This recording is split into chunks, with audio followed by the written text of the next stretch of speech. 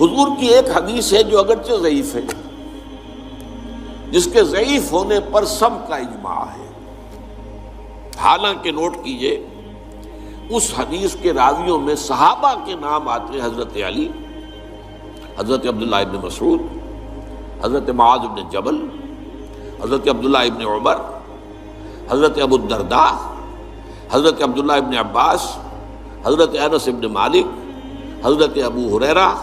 حضرت ابو سعید خدری رضی اللہ تعالی عنہم اجمعین۔ اتنے صحابہ سے شروع ہوئی، لیکن آگے لنک ٹوٹ رہے ہیں، کہیں تابعی کے لیول پر بات نہیں بن رہی، کہیں تبع تابعین کے لیول پر بات نہیں بن رہی، کہیں کوئی راوی آ گیا ہے بیچ میں کہ جو قابل اعتماد نہیں ہے، جس کی سیرت و کردار یا جس کے بارے میں شک ہے کہ اس کا حافظہ ٹھیک نہیں رہا تھا، تو یہ کہیں آ گیا، رکھنا پڑ گیا، لہذا وہ ضعیف تو رہے گی۔ لیکن اتنے صحابہ سے روایت ہوئی ہے تو اس کے اوپر پھر بہت توجہ دی ہے علماء کرام نے۔ 50 سے زیادہ کتابیں، اب وہ حدیث کیا ہے وہ میں پہلے آپ کو سنا دوں۔ حدیث کا متن اب بتا رہا ہوں میں آپ کو۔ من حفظ علی امتی 40 حدیثا من امر دینہا بعثہ اللہ یوم القیامت من زمرۃ الفقہاء والعلماء۔ حدیث کا ایک مجموعہ ہے کنز العمال، جس میں ضعیف احادیث بھی ہے، صحیح احادیث بھی ہے، کنز العمال،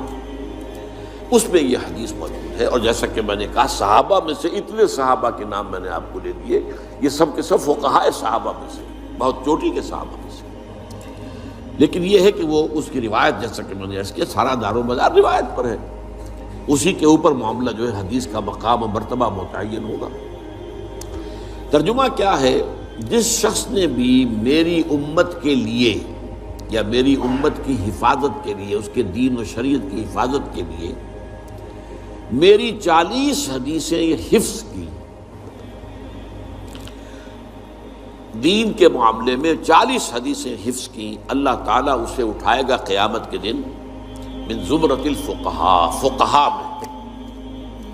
والعلماء، اور علماء میں۔ جس شخص نے بھی میری امت کے دینی معاملات سے متعلق میری 40 حدیثوں کو حفظ کر لیا۔ اب میں لفظ حفظ کیوں کا تم بول رہا ہوں، یاد کرنا میں نہیں کہہ رہا، اس کی وجہ ہے، حفظ کر لیا، اسے اللہ تعالیٰ قیامت کے دن اٹھائے گا فقہاء کے گروہ میں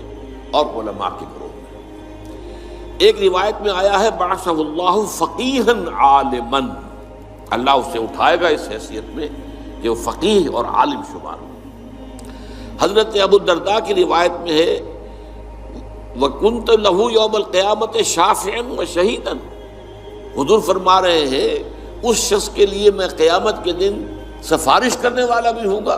اور شفاعت کرنے والا بھی ہوں گا اور گواہی دینے والا بھی ہوں گا اس کے حق میں۔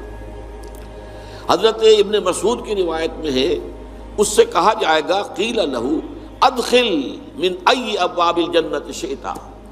تم جنت کے جن دروازوں میں سے جس دروازے میں چاہو داخل ہو جاؤ۔ اور فی روایت ابن عمر، حضرت عبداللہ ابن عمر رضی اللہ تعالی عنہما کی روایت میں ہے کتب فی زمرۃ العلماء وحشر فی زمرۃ الشہداء، اس شخص کا نام لکھ لیا جائے گا علماء کی فہرست میں، اور وہ قیامت کے دن اٹھایا جائے گا اور میدان حشر میں لایا جائے گا شہداء کے ساتھ۔ یہ میں نے حدیث کا آپ کو متن جو ہے، ایک تو بہت جو مشہور متن ہے پہلے وہ سنایا ہے، اور پھر مختلف راوی صحابہ کی طرف سے جو روایت ہو کر آئی ہے تو اس میں تھوڑا تھوڑا جو فرق آیا ہے وہ میں نے سنا دیا۔ اب یہاں نوٹ کیجئے کہ میں نے حفظ کے لفظ کو اس حدیث کے ترجمے میں کیوں برقرار رکھا۔ دیکھیے حفظ کا ایک عجیب تصور تو ہمارے ہاں ہے، قرآن کا حافظ ہے، مفہوم جانتا ہی نہیں، یہ کیسا حافظ ہے؟ یہ تو نام کا حافظ ہے۔ صحابہ کرام میں اگر کوئی صرف حفظ کرتا تھا تب بھی چونکہ عربی اپنی زبان تھی مفہوم جانتا تھا،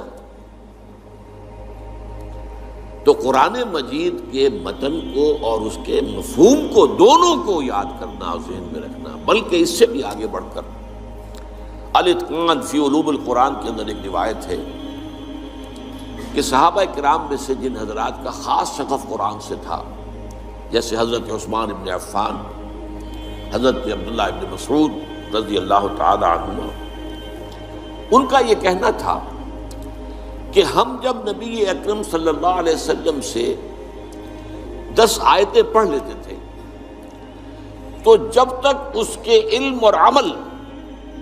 دونوں کو حاصل نہیں کر لیتے تھے آگے نہیں بڑھتے تھے۔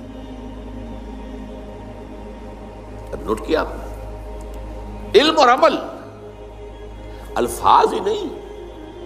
علم بھی، یعنی 3 چیزیں اب جمع کی گئی۔ الفاظ ان کے حافظے میں محفوظ ہو جائے، علم ان کے ذہن میں آ جائے، اور عمل ان کی سیرت کا حصہ بن جائے۔ 3 شرطیں پوری ہوں گی تو وہ حافظ کہلائے گا۔ اب اس اعتبار سے اس حفظ کے لفظ کو یہاں اپلائی کیا، جس شخص نے امور دینیہ سے متعلق میری 40 حدیثیں حفظ کی، میں نے اسی لیے پھر لفظ یوں کہ تو برقرار رکھا، یعنی اس کے الفاظ بھی یاد کر لیے، وہ اس کے حافظے میں آ گئے،